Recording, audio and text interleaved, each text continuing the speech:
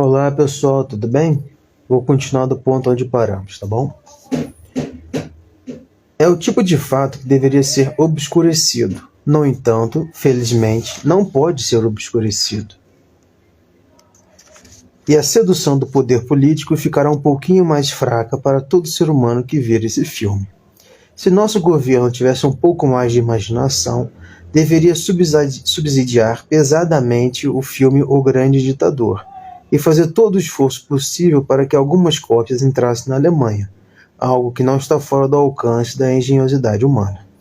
No momento, ele está sendo lançado em 3 cinemas do West End, a preços que a maioria das pessoas não se pode permitir. Mas, embora provavelmente sua recepção pelos críticos venha a ser eclética, creio ser seguro profetizar que terá em âmbito nacional o sucesso que merece. Além do próprio Chaplin, Jack Walker, Henry Daniel, Maurice Moscovitch e a excepcionalmente atraente Paulette Goddard têm uma soberba atuação.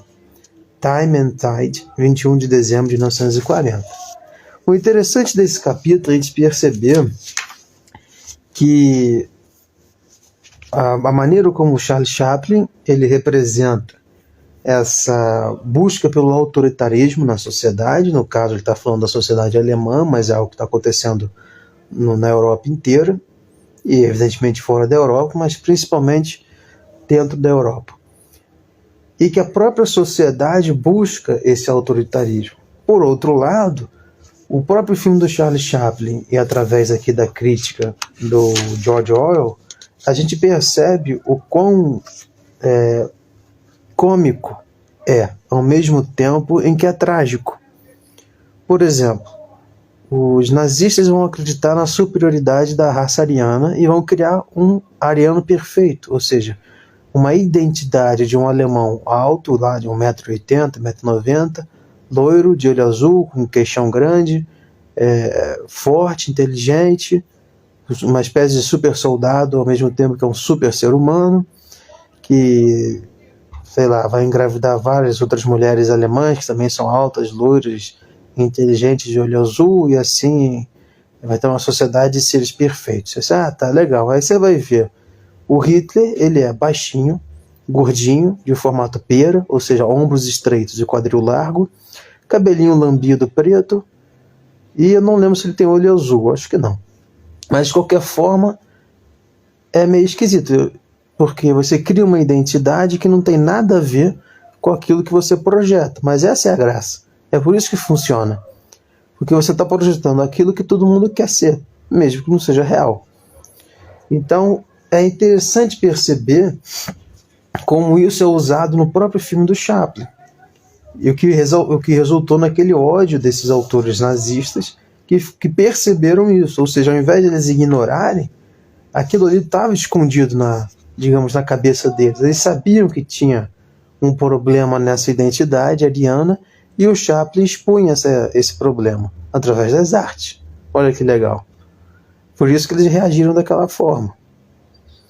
Então, eu acho esse capítulo interessante para a gente perceber como é que a farsa ela tem um propósito político também. Você não precisa falar a verdade, ser sincero ou ter consciência crítica. Na verdade, tudo isso atrapalha certos projetos ideológicos.